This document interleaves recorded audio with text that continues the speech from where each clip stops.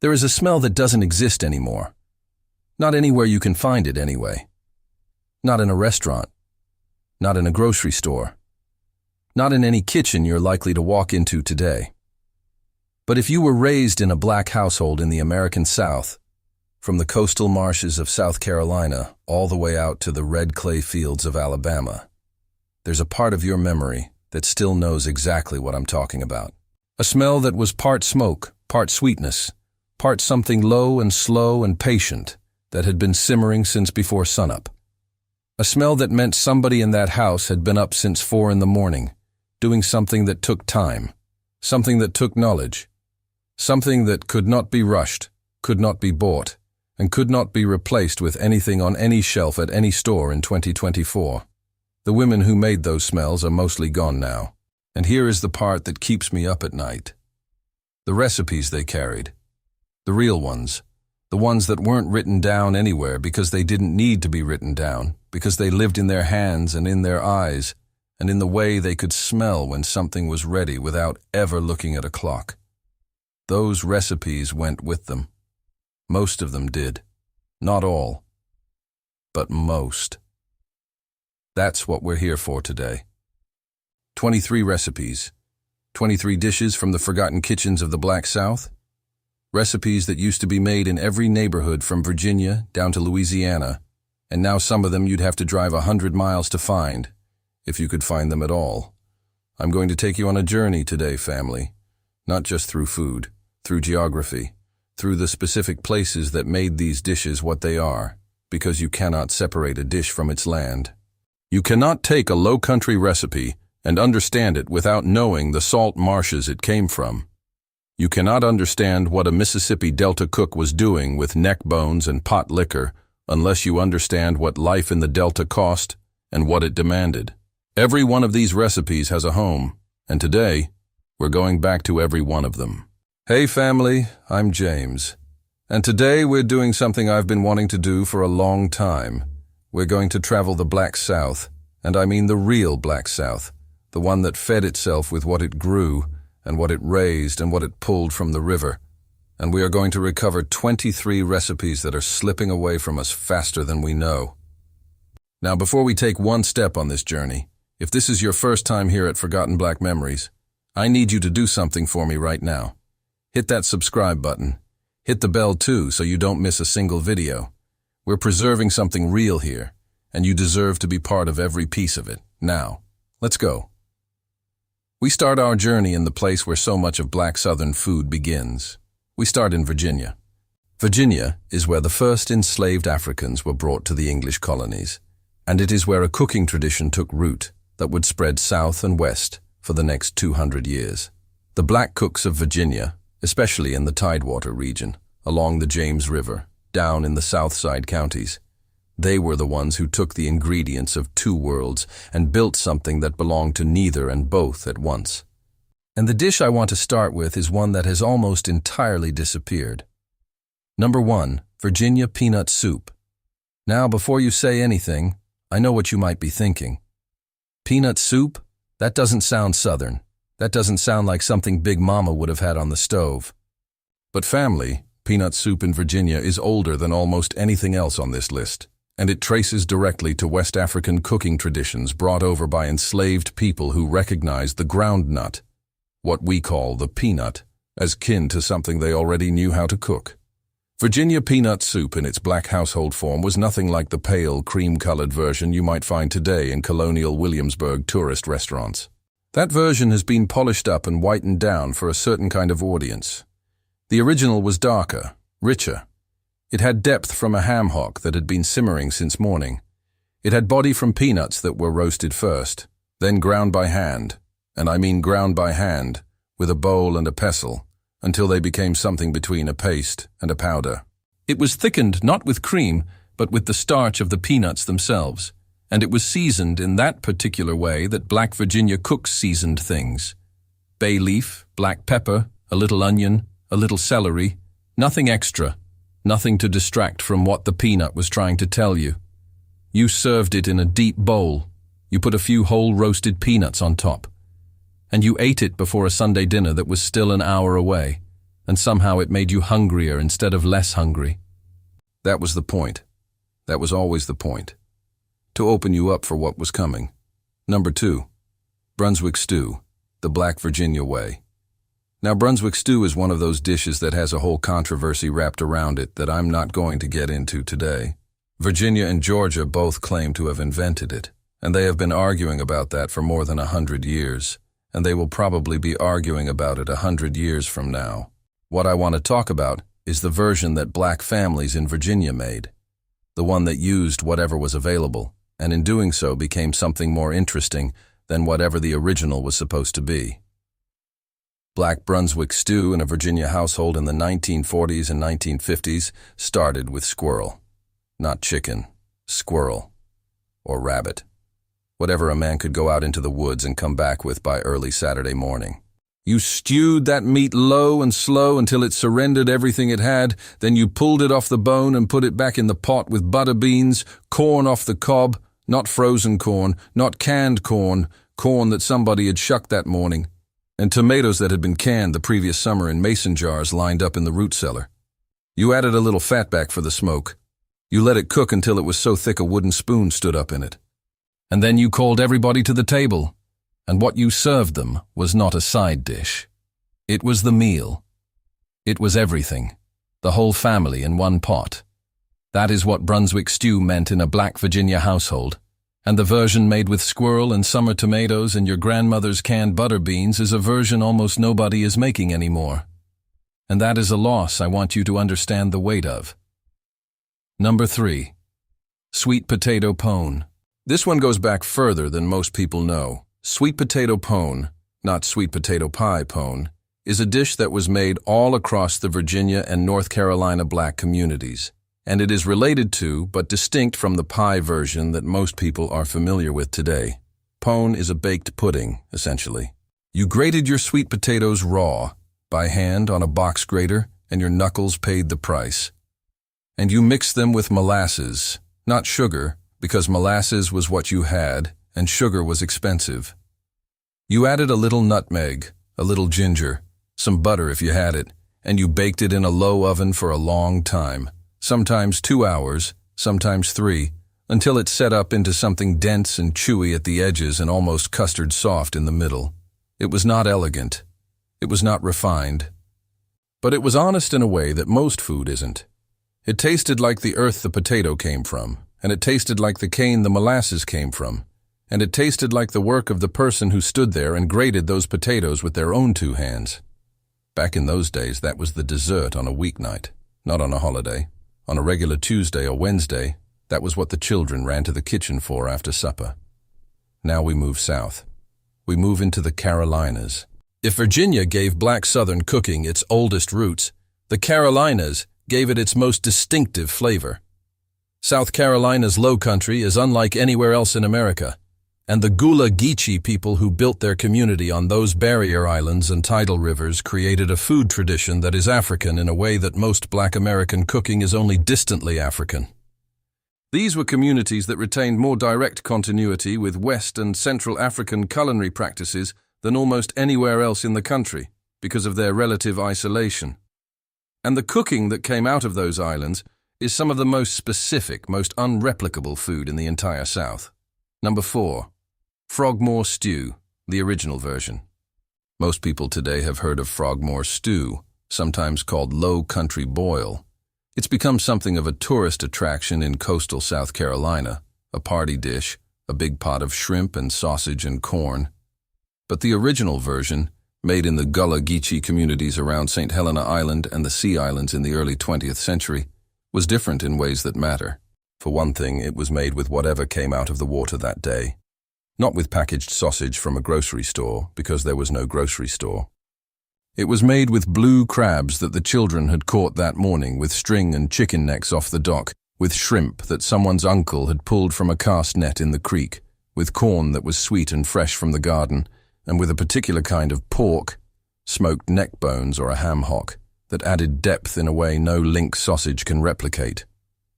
The seasoning was simple: bay leaf, peppercorns, a little cayenne, salt. The whole thing boiled together in a big pot over an outdoor fire, And when it was done, you spread newspaper on the table, not newspaper for decoration, real newspaper, the Columbia State or the Beaufort Gazette. And you dumped the whole pot out in the middle, and everyone ate with their hands. That is not a restaurant presentation. That is a communion. That is a community eating together the way communities are supposed to eat, and the dish that made it possible was something specific to that water and that land and those hands. Number 5. Gullah Red Rice. Child, let me tell you something about this dish. Red rice, sometimes called Savannah red rice or Gullah Red Rice, is one of the most direct lines from West Africa to the American South that you will find on any table anywhere. In Sierra Leone and Senegal, they make a dish called jollof rice that is rice cooked in a spiced tomato base.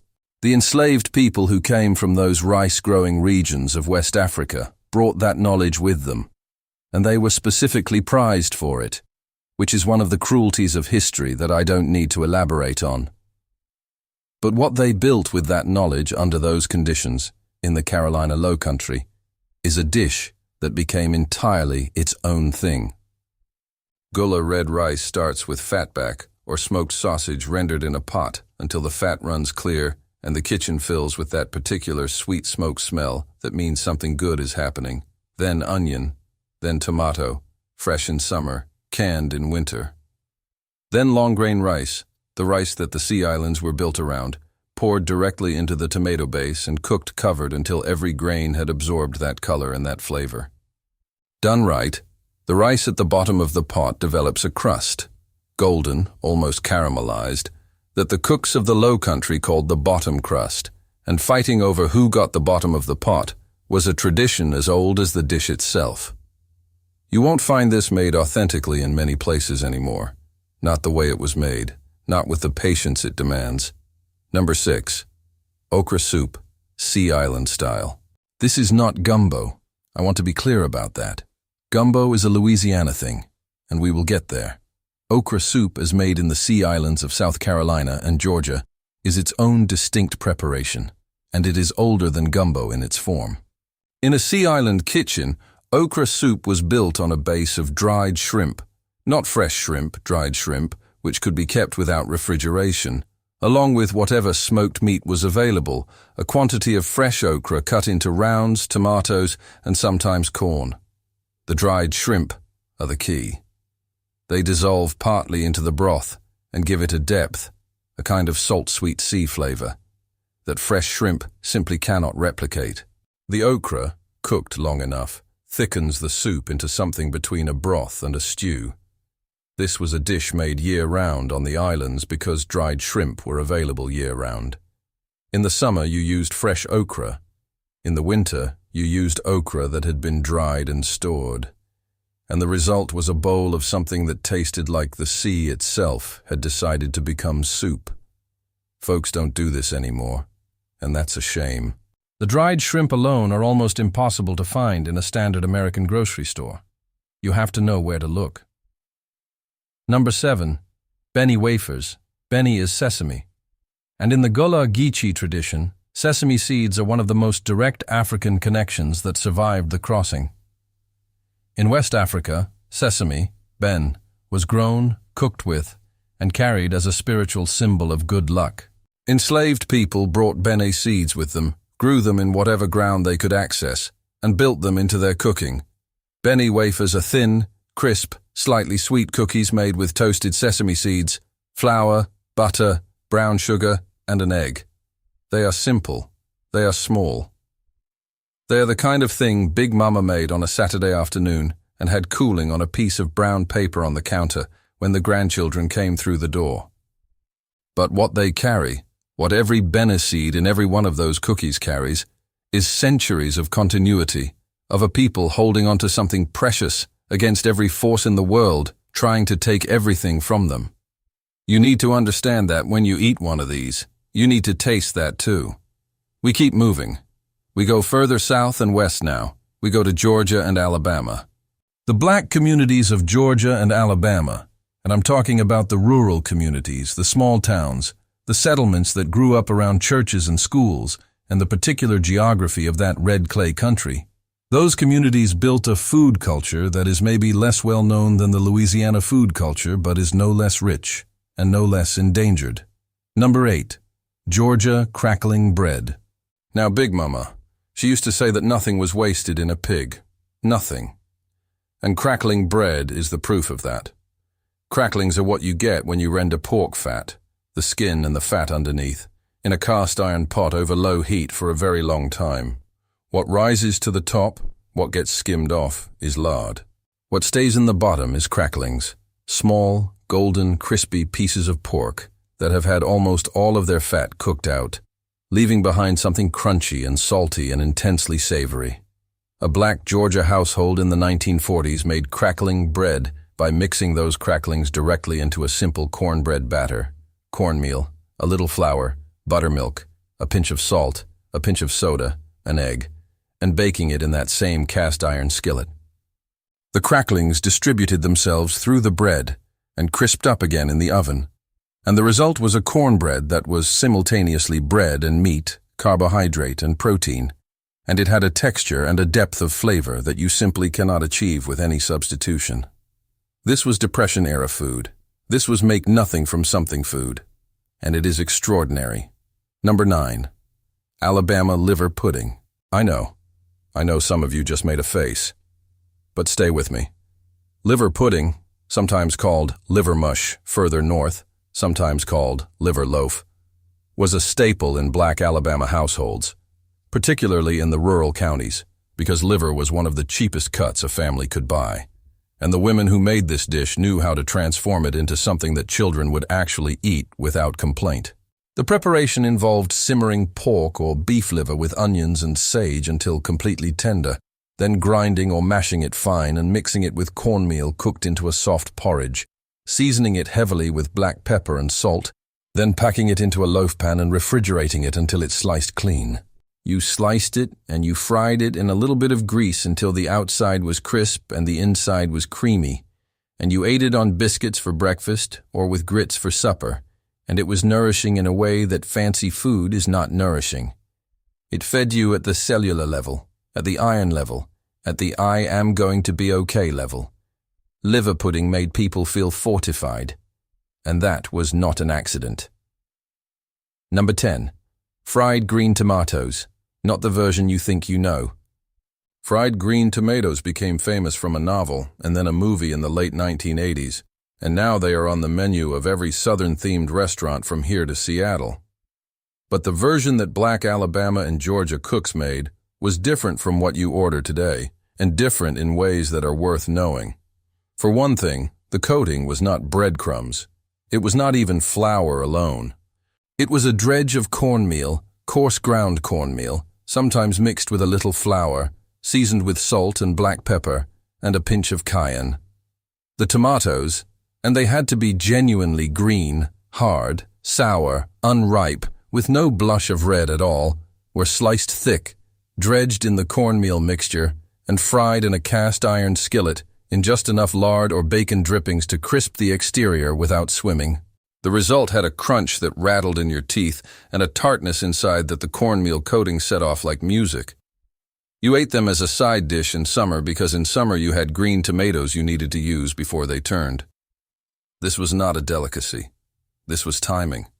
This was understanding the rhythm of what the garden gave you, and when. Now family, before we keep going, I want to stop right here for a second. We've traveled from Virginia down through the Carolinas and into Georgia and Alabama, and we've already lost and found 10 dishes that most people don't even know used to exist. And I want to ask you something. Think about your own family. Think about your grandmother's kitchen, or your great-aunt's kitchen, or whoever it was in your family who stood at that stove and made things happen. What is the one dish from that kitchen that nobody else in your family can make the same way anymore? Drop it in the comments. Tell me what it was. Tell me the name of the person who made it, because that person deserves to be remembered, and that dish deserves to be named. I read every single comment that comes in, and I want to hear yours. We keep going west. We go to the Mississippi Delta now. If you want to understand black Southern food at its most elemental, at its most stripped down, most direct, most rooted in the specific conditions of survival, you go to the Mississippi Delta. The Delta is a flat, fertile, flooding plain between the Mississippi River and the Yazoo River. And for much of the late 19th and early 20th century, it was one of the most brutal places in America for black people to live. The sharecropping system that replaced slavery kept black families in a cycle of debt that was designed to be inescapable. The land was rich and the people who worked it were kept poor. And the food they built out of those conditions is the most honest food I know. Number 11. Pot liquor and cornbread. You have to understand that pot liquor, the liquid left in the pot after you cook down a mess of greens, was not a side dish. It was not an afterthought. In a Delta household with limited resources, pot liquor was a meal. You cooked your collard greens or your mustard greens or your turnip greens for a long time, 3 hours, 4 hours, with a ham hock or a piece of smoked neck bone for flavor, and the liquid that those greens released, combined with the seasoned water they cooked in, became something extraordinary, dark green, intensely flavored, rich with fat from the pork and vitamins from the greens. You took your cornbread, hot from the skillet, and you crumbled it directly into a deep bowl of that pot liquor, and you ate it like a porridge. That was the meal, and it was a complete one. The greens' vitamins in the liquid, the protein from the pork, the carbohydrate from the cornbread. The women who made this were not thinking about nutrition in those terms, but they fed their families in a way that kept them strong, that kept them working, that kept them alive in conditions designed to exhaust them. That right there is genius. That is a kind of intelligence that no culinary school teaches. Number 12. Delta tamales. This one surprises people, and it still surprises me to say it. Mississippi Delta hot tamales are a real thing. They are not a Mexican import in any simple sense. They are a dish that was developed in the Delta in the early 20th century, likely through the interaction of black farm workers and Mexican migrant workers who were both working the cotton and sugar fields of the region around the same time. But what black Delta cooks did with the tamale tradition transformed it completely. Delta tamales are smaller and denser than Mexican tamales. They are made with a cornmeal masa rather than nixtamalized corn dough. They are filled with a heavily spiced ground pork or beef mixture, lots of cumin, lots of chili pepper, lots of garlic, and they are not steamed. They are simmered in a pot of the same spiced liquid that they were seasoned with for hours until the masa absorbs the broth and becomes something wet and dense and deeply flavorful rather than dry and light. You serve them in a little of that liquid in the bottom of the bowl. You eat them with hot sauce. And the combination of that wet spiced masa against the sour heat of the hot sauce is unlike anything else in American food. This is a Delta original. It exists nowhere else in quite this form, and it is endangered. Number 13. Hoghead cheese, Delta version. My granddaddy worked 6 days a week and never once complained. And one of the things that allowed a man to do that was that nothing in the pantry was wasted. Nothing. Hoghead cheese, despite its name, it contains no cheese, is an aspic made from the meat of a hog's head, slow cooked until all the meat falls free and the cooking liquid gels when it cools. Delta-style hoghead cheese was heavily seasoned with red pepper, black pepper, and vinegar. After the meat was picked from the bone and combined with the strained, reduced cooking liquid, it was poured into loaf pans and refrigerated overnight. By morning, it had set into a firm, sliceable block that was tangy and spicy and porky all at once. You sliced it thin and ate it on crackers or on a piece of light bread. That's what they called white sandwich bread in those days, light bread. And it was a protein that lasted the week and cost almost nothing to make because the head was always the cheapest part. This right here is something we need to bring back. Not because it's trendy, because it's true. Number 14. Smothered oxtails. Oxtails are not cheap anymore. I want to acknowledge that, because part of what made these cuts important historically was their cost. Oxtail was a throwaway cut. It was the tail of a cow, bony and fatty, and nobody with money wanted it, which meant black families in the Delta and throughout the South could afford to buy it. And what black Southern cooks did with that tail is one of the great achievements of American cuisine.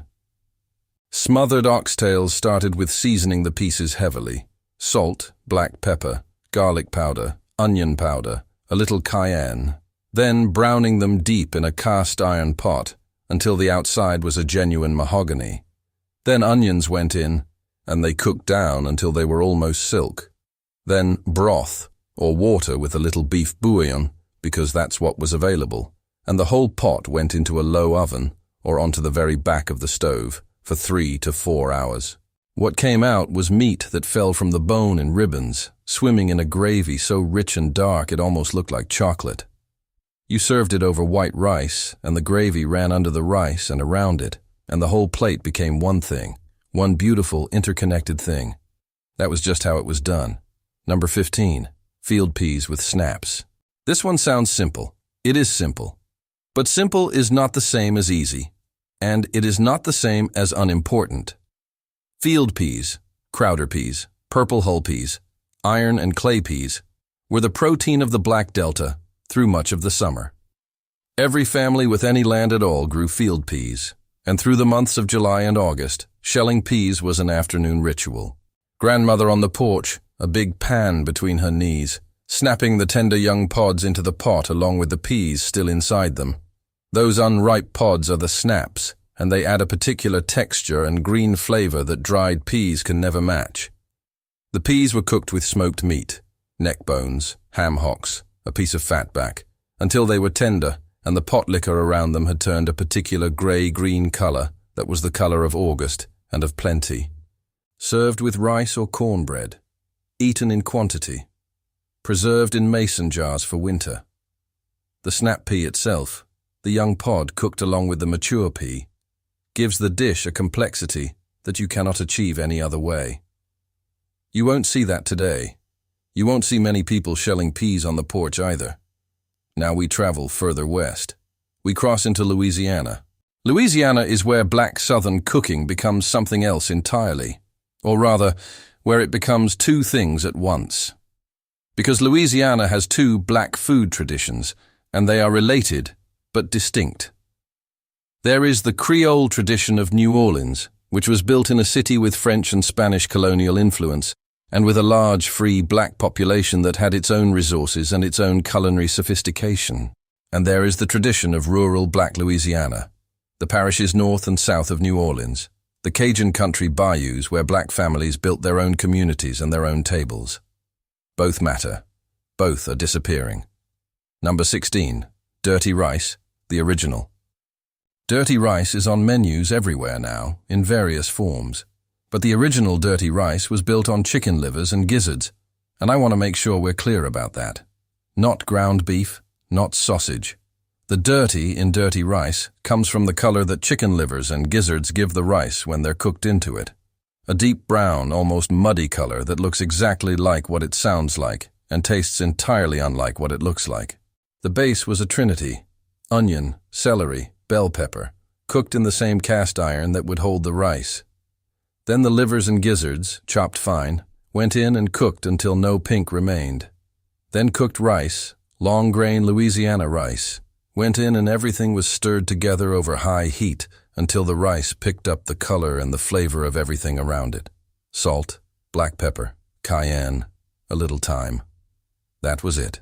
The result was savory in a way that nothing else quite is, because liver has a mineral depth that other proteins don't have, and when it's cooked into rice it becomes part of the rice rather than a thing sitting on top of it. This was Sunday food. This was the rice that went alongside the roast or the smothered chicken, and the version made with organ meat is the only version that is honest. Number 17, kush kush. This one almost nobody talks about anymore. Kush kush, sometimes spelled kush kush, is a Creole and rural Louisiana corn dish that sits somewhere between a porridge and a fried bread. You make a thick cornmeal batter with cornmeal, a little baking powder, salt, and enough water or buttermilk to make it come together. Then you heat a good amount of oil or lard in a heavy skillet, more than you think you need. And you pour the batter in and let it cook without stirring it, so the bottom develops a crust. Then you break it up with a spoon, a little roughly, so you have irregular pieces of crust and soft interior mixed together. You finish it in the pan until the pieces are mostly crispy. You eat it with cane syrup, Steens, if you could get it, which was made in Abbeville, Louisiana, and was the syrup of the region, poured directly over the kush in the bowl, with cold milk poured over everything. This was a breakfast in rural black Louisiana that was eaten in the same bowls by the same families for generations. The combination of sweet cane syrup and crispy soft corn with cold milk on top is something that doesn't exist in the culinary vocabulary of most Americans, and that is a specific poverty. Number 18. Boudin, Black Country Style. Boudin is a sausage that is particular to Louisiana, and it comes in two versions. Boudin blanc, which is the fresh pork and rice sausage most people know, and Boudin rouge, which is the blood sausage that most people outside Louisiana have never encountered. Black country cooks in the rural parishes made both, but the boudin they made had particular characteristics that distinguished it from the commercial versions that came later. Country boudin was looser, more rice-to-meat ratio, and it was seasoned more heavily, with more green onion and more cayenne than the store versions. It was made fresh on hog killing day, when the whole hog was being broken down and the community came together to process everything at once. The liver, the heart, the lung sometimes, the scraps of meat from the head and the neck, all of it went through the grinder and got mixed with cooked rice and the seasoning and got packed into hog casings that had been cleaned by hand that morning. You ate it the same day, or you ate it the next morning, warmed in a pan. It did not keep long, because it was not designed to keep long. It was designed to be eaten with the people who made it, on the day it was made. Number 19. Pralines, the Black New Orleans version. The praline is one of the most iconic candies of New Orleans, and its Creole black origin is one of the most under-discussed aspects of its history. Pralines in New Orleans were sold on the streets by free women of color, les pralinières, who carried trays of them through the French Quarter from the early 19th century onward. Their pralines were not the delicate French confection made with almonds. They were something entirely their own, large, flat patties of caramelized sugar and pecans, made with brown sugar or white sugar depending on the recipe, enriched with a little butter and heavy cream, poured out on parchment or brown paper to cool into discs the size of a silver dollar. The version made in Black New Orleans households had a slightly different character than the commercial pralines that came later, less even, more irregular, with a texture that could swing from creamy to fudgy to slightly grainy depending on how long the sugar cooked and what the weather was doing that day. Those imperfections were not flaws. They were personality. They were the mark of a particular woman's particular hand on a particular afternoon, and no two batches were ever exactly alike. We are almost home now, family. We travel north and east, back through Tennessee and the Carolinas, to close this journey where it began, in the rural black communities of the Upper South. Number 20. Tennessee Souse. Souse is a pickled meat preparation, essentially a version of head cheese, but the Tennessee version has a specific character that distinguishes it from the Delta preparation we discussed earlier. Tennessee souse is made with pig's feet rather than the head, and the defining characteristic is the vinegar. A lot of vinegar. After the feet are cooked until the meat falls free of bone, the meat is chopped and combined with the cooking liquid and enough cider vinegar to give the whole thing a sharp, almost eye-watering tartness. Red pepper flakes, black pepper, a little salt, poured into a bowl or a pan and cooled until it sets. The result is almost aggressively sour. Sour enough to make your mouth water. Sour enough to stimulate an appetite. Sour in the way that working people needed something to cut through the richness of everything else on the table. Souse was served thin-sliced on hot summer days alongside field peas and cornbread, and the acid in it did exactly what it was supposed to do. It woke up every taste bud you had. Back in those days, souse was at every church potluck table from Nashville to Chattanooga. You won't see that today. Number 21. Black Appalachian Ramp and Fatback. Now I want to take you somewhere that often gets left out of the story of black Southern food. I want to take you into the mountains. There were black communities in the Appalachian Highlands, in southwestern Virginia, in East Tennessee, in the mountains of North Carolina and West Virginia, and their food was shaped by the mountain environment in ways that are distinct from anything we've talked about so far. Ramps are wild leeks that grow in the mountain hollows in early spring, coming up before almost anything else. And for mountain communities, black and white alike, ramps were the first green thing after a long winter, and they were treated accordingly. In a black Appalachian household, ramps were cooked with fatback, a thick piece of cured pork belly salted and smoked, in a cast-iron skillet. You rendered the fat from the fatback first, then added the ramps, bulbs and leaves and all, and cooked them hard until they wilted and caramelized slightly in that pork fat. The smell was indescribable. It was strong in the way that only wild foods are strong, sulphurous and green and deep, and it carried out of the kitchen and down the road, and neighbors knew what you were cooking before you served it. You ate ramps and fatback with pinto beans and skillet cornbread, and that was a spring meal that tasted like surviving winter, which is exactly what it was. Number 22, buttermilk pie, the original. Buttermilk pie is one of those southern desserts that has been around long enough that people have stopped asking where it came from. But the version of buttermilk pie that black southern cooks made, particularly in the Carolinas, in Georgia, in Tennessee, was in some ways simpler and in some ways richer than what you'll find recipes for today. The filling was buttermilk, eggs, sugar, butter, and a little flour to hold it together, with vanilla if you had it, and nutmeg grated fresh on top. The crust was a simple lard crust, not butter, lard, made by hand, cut together until it was rough and sandy, then rolled thin and pressed into a pie tin without any perfectionism about the crimping of the edges. The filling set in the oven into something that quivered when you moved the pan but didn't slosh, silky and tart and sweet simultaneously, with that particular tang that only real buttermilk carries. You ate it cold from the icebox on a summer afternoon, and the coldness intensified the tang, and it was the kind of simple dessert that made you realize that simple had always been exactly enough. Big Mama made this every other week, and she never once looked at a recipe because there was no recipe to look at. The recipe was in her hands. Number 23, watermelon rind preserves. We end here.